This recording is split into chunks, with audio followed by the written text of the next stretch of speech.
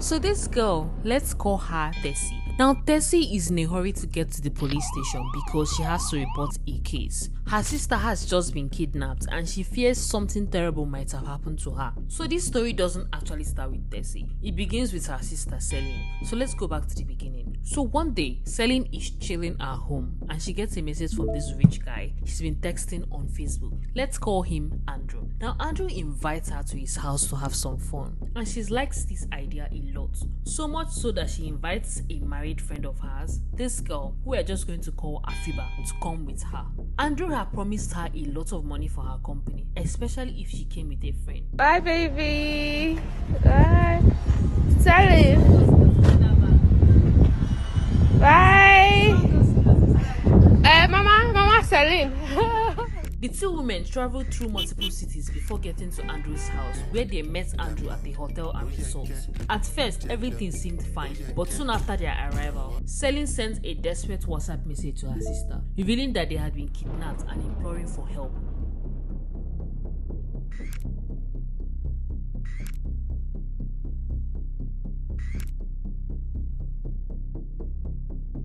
Celine's sister rushed to the rescue. Tessie immediately contacted the police and went to the town to help with the search. The police began an investigation and checked the hotel's CCTV footage, and this led them to Andrew's house. Unfortunately, the police's response was rather marked by an apparent lack of urgency. Soon after, the news broke out about two young women who had been kidnapped, and public pressure, social media activism, and everything else reignited the investigation. The case went viral, and this guy, let's call him Harrison, began to take a keen interest in the case. And Harrison is not just anyone. He's a human rights activist, and because he took an interest in this case, he brought even more widespread attention to the case. Through a series of Facebook posts, he highlighted the danger Celine and Afiba were in and reviewed Andrew's disturbing history. Several women came forward with tales of being kidnapped and nearly murdered by Andrew, further escalating the situation's severity. Despite these alarming revelations, initial police efforts seemed half-hearted. The gravity of the situation intensified as Harrison announced that Celine and Afiba were officially missing. Andrew was arrested by the police after a search of his house brought up some of the women's possessions. While Andrew steadfastly denied any wrongdoing, given the mounting evidence and testimonies, the case was transferred from the local police to the police headquarters in a different town.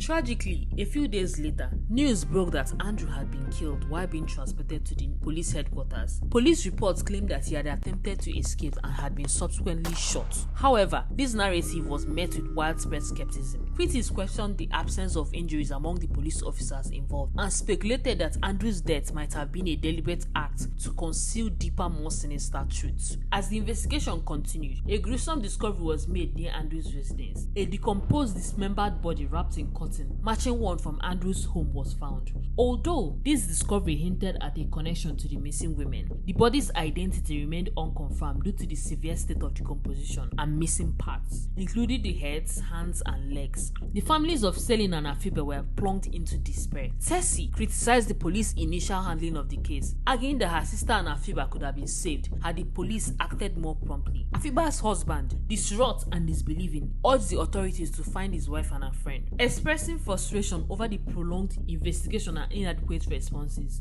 legal and social commentators added their voice to the chorus of concern and questioning the circumstances of Andrew's death, suggesting a possible cover-up. On social media, users echoed similar sentiments. Then, some proposed detailed investigations into Andrew's financial transactions to uncover potential accomplices. The tragic disappearances of Celine and Afiba, coupled with the suspicious death of the alleged kidnapper Andrew, have sparked a profound national conversation about safety, justice, and human rights, as the case remained unsolved and their families and public await more answers. All this happened in Nigeria in 2024, and this is what Celine and Afiba really look like in real life.